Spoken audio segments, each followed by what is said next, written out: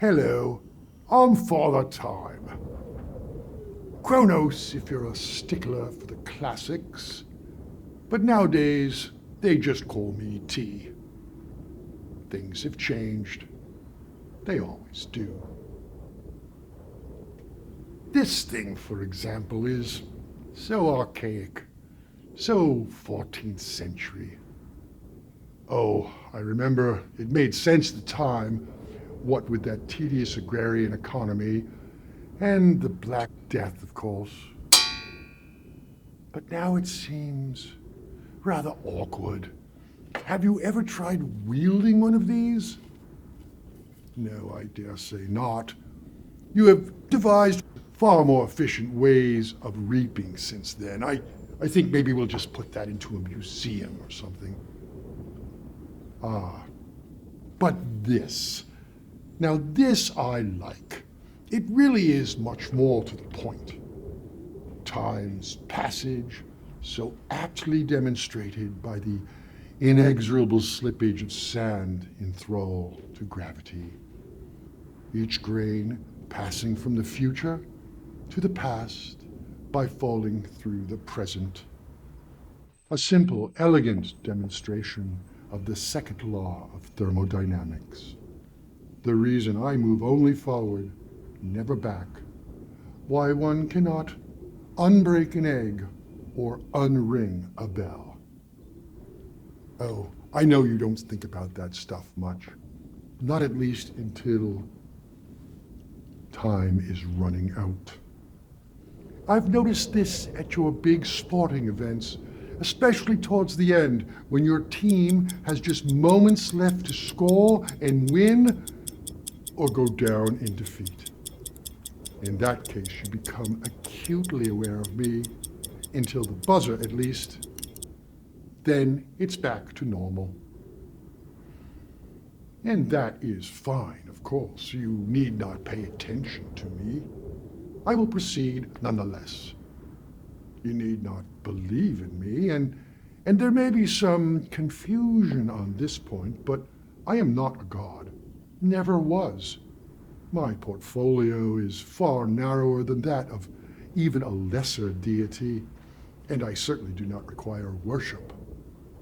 But I do have an important function. Timeliness. Things happen, and I see to it that they happen at the right time. I don't make them happen. I make them happen in a timely way. That's it. Pretty simple, really, but not insignificant. You see, the opposite of Kronos is chaos, and you wouldn't like that for long. Of course, in that case, you wouldn't have a long to like or a short to compare it to. With everything happening willy-nilly, there would be no now and no next. No sequence, no order, no rhyme or reason. Chaos. The ramifications are profound for beings such as yourselves. If nothing happens when it is supposed to happen, then there is no pattern to the order of events. Without discernible rhythms of cause and effect, how will you know what action to take to meet the moment? That next moment, the one you need anticipate to, I don't know, say for example, live or die. Even sentient, intelligent, ambulatory beings such as yourselves will have no way to know which way to turn. Clever as you are, your reason will be irrelevant. Your agency ineffectual, and your vaunted free will be moot. Your best guess will be but a roll of the dice. But fear not, you need not dwell on such metaphysical ruminations. I'm still here, keeping chaos at bay. For now. And it's always now, is it not? Of course, just then, a few seconds ago, it was generally believed that was now. And now we know that now is now, and that was then, and so on, and so on, and so on. Ah, but is it now when I begin to say, or is it now when I just finish with the who?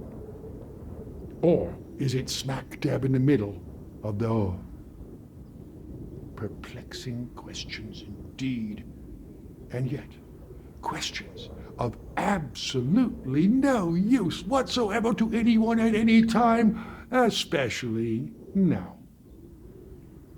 So, if you don't mind my saying, it might be best to stick to just the physics part and leave the meta to those with nothing better to do, because frankly, you have better things to do. Which brings me to why I am talking to you now. Normally, I don't offer advice. It's really not within my purview. I am, by definition, the timekeeper, more akin to a referee than a coach. If I may employ the sport analogy again, I don't call the plays, I push the buzzer, little else. However, by lieu of my position, I am a preternaturally close observer of the proceedings. I've seen how these things play out time and time again, and it seems to me that you may want to rethink your strategy for the second half. Change it up. Play the long game. Once the buzzer sounds, there are no do-overs. And with that, I believe I have exhausted the sport metaphor. Look, Homo sapiens had managed pretty well despite your fragile beginnings. You lacked any special abilities that might have given you a leg up. You're not especially big or strong. You lack claw and fang. You're not fleet-footed, but nor do you have a shell in which to hunker down if under threat. No barbed quills, no poison stinger. You cannot hear like a cat, smell like a dog, or jump like a lemur. You can't fly. You can't see in the dark. You can't change your skin to match your surroundings, or hold your breath for an hour and dive to the bottom of the sea. And yet, you can do all these things. You can because you figured it out for yourselves. That was your special ability: pattern recognition, memory, logic, your brain. The thumbs come in handy with the follow-through, of course. But you learned to make your own wings, make your own shell, make your own stinger. Remarkable. And don't think it's gone unnoticed. It is an anodyne piety that all life is precious, and I shall not dispute it, of course. But nonetheless, I have my favorites. Some life forms I just don't much care for. Lichens are numbingly predictable. Mosquitoes are obnoxious. And mollusks just don't have much to say. Oh, whales, parrots, leopards, octopodes are each brilliant in their way, yes indeed. But people are, in my estimation, especially unique, if I may indulge the tautology. And so I'd like to see you stick around for a while, really settle in for an eon or so. But that is easier said than done. I don't think you quite grok it, but you are really new around here.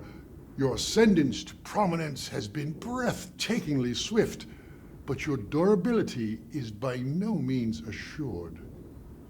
Playing the long game will take a bit more finesse than you have shown of late. The very source of your strengths may hold the seeds of your destruction. I hope you can take that in the spirit intended. I know you are a proud bunch. It's just a word to the wise, one hopes it might suffice. Oh, now look at that. Where do I go? Local time.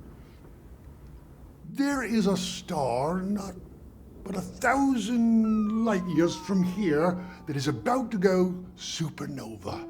It looks like it is going to be a doozy.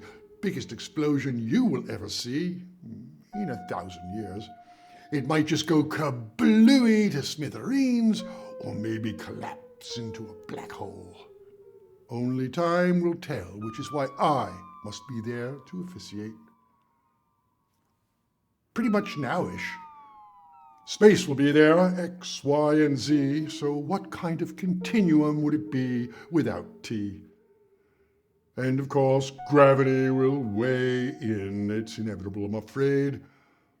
I like to keep things moving, but gravity can be such a drag. Oh well, that's my problem. You've got plenty else to worry about. Look, I'll be back to check on you as time permits, but now I really need to go because Tempus fugit. This is time out.